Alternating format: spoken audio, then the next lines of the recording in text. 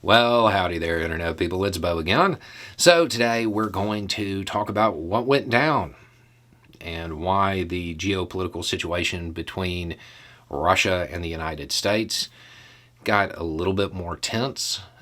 We're going to go over what happened, the way both countries are framing it, whether the framing really matters, and what the long term impacts from it are going to be.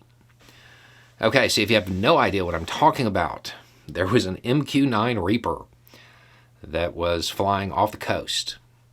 Now, this is an unmanned aircraft, U.S. unmanned aircraft, and it was doing a surveillance flight. Surveillance flights happen all the time.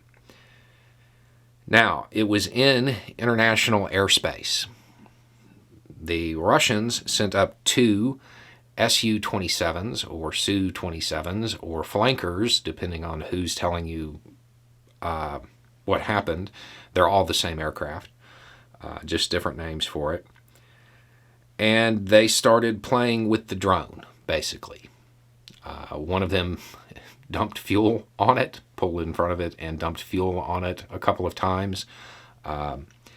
Then the United States says there was a collision, that one of the Russian aircraft hit the drone, and the drone went into, quote, unguided flight.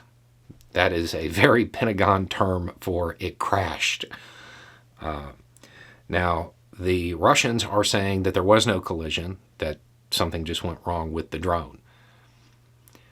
The odds are there was a collision. It was not intentional. My guess is the Russian pilots were playing, and one of them messed up.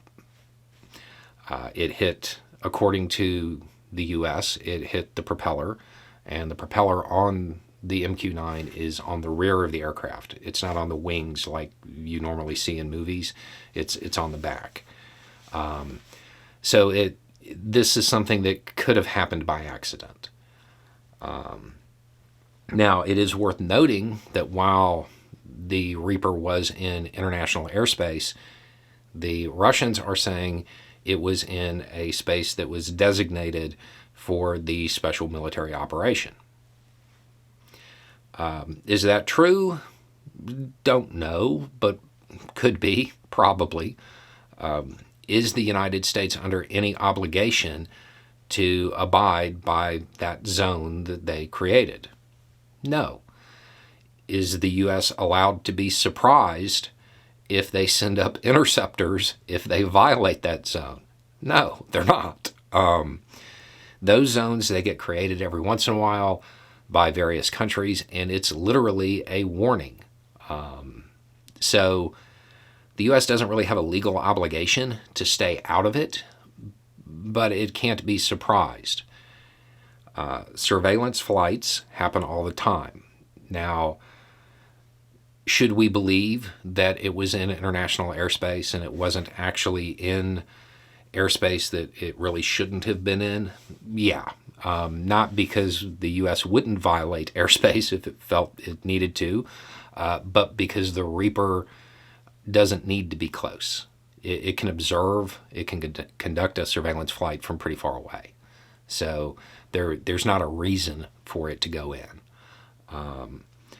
But it probably was in the space designated by Russia as being part of their operation.